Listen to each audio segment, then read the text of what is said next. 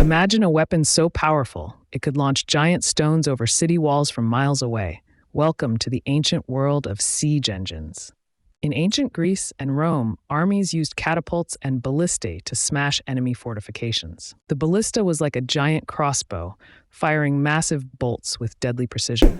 The catapult hurled huge rocks or firepots, causing chaos inside enemy ranks. These machines changed warfare forever, turning battles into engineering contests. They required skilled builders and strategists. Without this tech, many famous cities might have never fallen. Next time you think of ancient warriors, remember, their real power often came from clever machines, not just swords.